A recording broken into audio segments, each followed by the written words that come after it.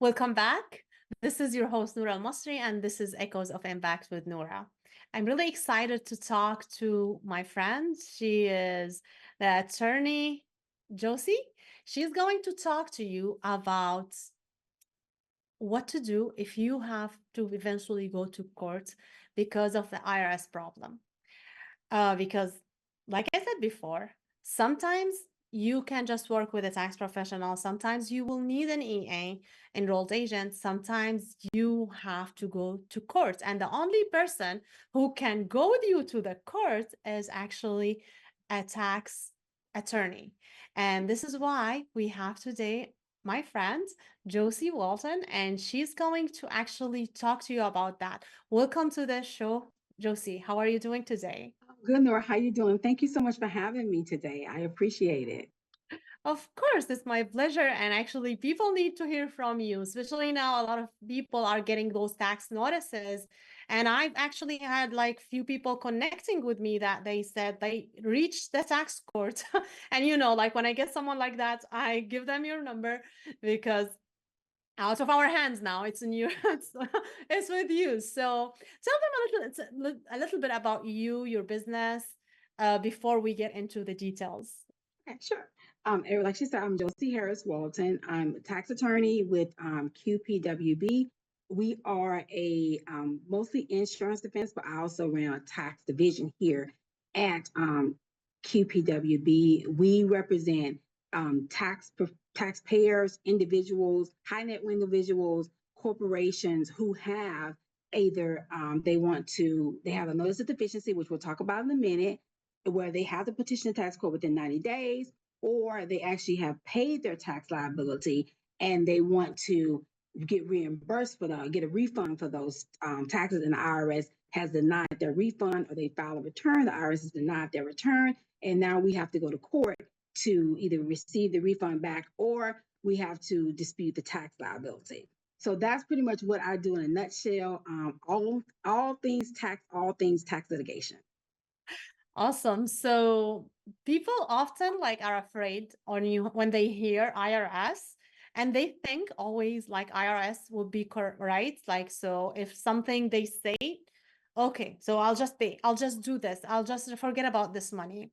And now I hear you saying that sometimes IRS has to return your money and they haven't yet returned it. So you help people go to court to get this money. Yes, that's correct. Yes, that's right. So people, if you have a tax refund and you request a tax refund within the reasonable statute of limitations, which is 2 years from the date you paid the money or 3 years from the time you filed the refund, then at that point you can actually request a refund. It's a form 843. You request a refund from the IRS, or you can also do a tax return. If the IRS denies it or within 6 months they do not respond, you can actually go through and you can request that money back from the IRS in district court.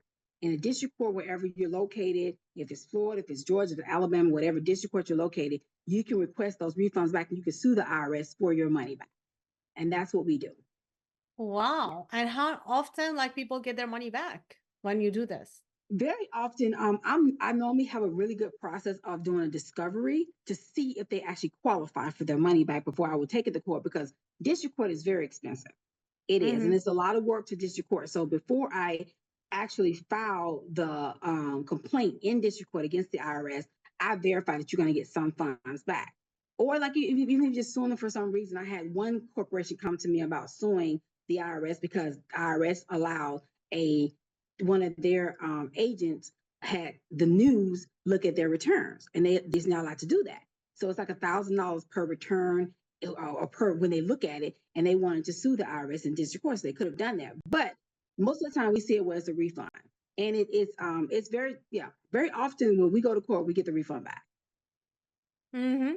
Okay, awesome. So when someone actually when they get into the courts, like the other way around. So when IRS wants money from the person or the corporation, and how long does it take for them to finally, like now they have to go to court and the IRS actually take them to court? How Yes. long usually that takes? So normally, of course, most of the time I see it when there's an audit. When there's an audit where the IRS has examined your tax returns and say, hey, you owe money, you didn't win the audit, so you owe, let's say, $10,000. You owe $10,000 to the IRS. And the IRS, what they do is they normally do a notice of deficiency. So you have 90 days to petition the tax court, or if you're out of the country, it's 150 days to petition the tax court. If you don't petition them, you lose your option to go to court. But if you do petition in time, you're talking about from that point, once you file the petition, it takes about 3 months for the IRS to come back and say, hey, let's see if we need to do a mediation, which that's an appeal, where they have an appeal officer will look at it with your tax attorney and say, hey, we can do this for your client. We looked at it. They do, they don't owe as much money, or they don't owe any money. If you don't get it resolved in the appeal process of the tax court, at that point, you get to the point of going to tax court where you actually got to defend yourself and go. I just went yesterday to tax court with the client that had a tax liability. So you get to actually you have your time in court. So from in that time, it's probably about a year, because of course the IRS, the U.S. tax court judges do not come to all the states every month. They're not just there because they're in D.C. So they come to Georgia about 4 times a year. And so during that time, that's when we have a court. So right now, we had court in May. We don't have court again until September.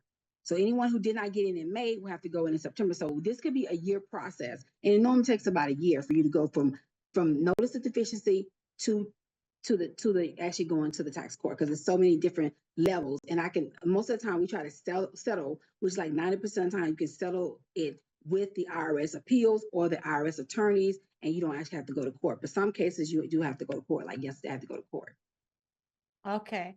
So you saying the courts is not all year round? Like, so it's not like personal things. It's No. just like, okay. Yeah, And so it's like the summer, they do the summer, fall, spring, and I think a winter, like right before Christmas. And then so it's only like 4 times. They only come 4 times. Yeah. oh, okay. So is it in every state like this? Yes. Yes. Okay. So And all of the tax court judges, they travel. They travel from DC, so they have certain areas that they travel to, and they travel doing that. Now they travel all the time, but we only see them in Georgia 4 times. Alabama may see them 4 times, something like that per year. oh, That's why it takes so long for a U.S. tax court case. okay. So where can you represent people yourself and your office? So I can represent people anywhere in federal. Mhm. As long as it's federal, we can go anywhere in the United States. So I can represent in Alabama, because because it's the same tax court judges, and it's the same tax court. Most of the tax courts are held at the federal buildings, right? Where the district court is, they're the federal building. So I can go anywhere and represent a client. Doesn't really matter.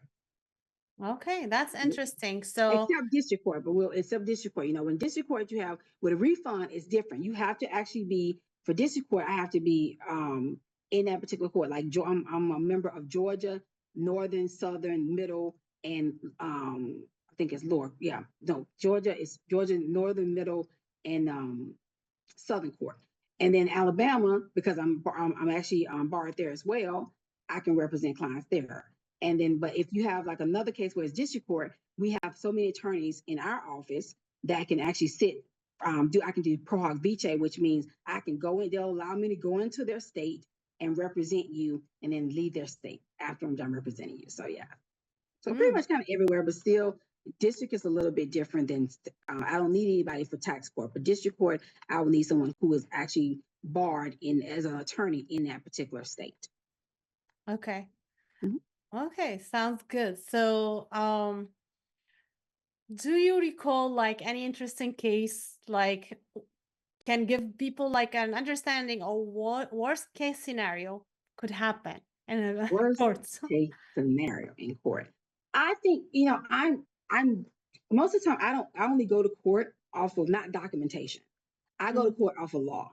It's better to do that because with documentation you can work with the IRS attorneys and everybody can come up to a happy medium. But when it comes down to law and how you're interpreting the law, that's the cases that really are a big situation. Let me tell you this case yesterday. So we have husband and wife who are they rent out properties they rent out properties. They are both have full-time jobs. They both work full-time jobs. So there's an issue where if you are you rent out properties, you have what they call passive income, which income where you don't actually truly work actively in that business. It's not material, truly working in that business. So if you don't work truly in that business, you only can take that income, that loss from other passive losses, which means you don't actually work in the business, right? Full time. So if you have a full-time job, both have a full-time job, it's hard to get all those losses. You got to carry them over to the next year. So it's hard getting all the losses. That was the issue I had yesterday with my client, is that they both were full-time employees. They rented out a property, but they also they was not considered real estate professionals. So they couldn't take all of the income. They only could take up to a certain amount, and then they still have to be over $100,000. Over $100,000, they can't take all of it. It has to be reduced down. So it's a lot. That is a huge case to win. That's one of the most serious cases to win in tax court. So I'm not going to go unless I truly know I can win that case. And the issue that I have is that the reason why I went to court, one of the husband has a license. He's a real estate agent. That's how I'm in a win the case because of that. Mm-hmm.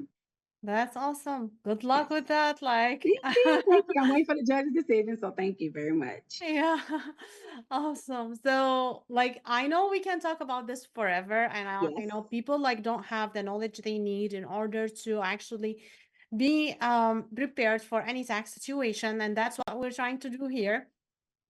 And we're going to be right back with Josie, but now we're going to be talking about tax professionals. I know we have a lot to cover, so this is Echoes of Impact with Noura. We'll be right back.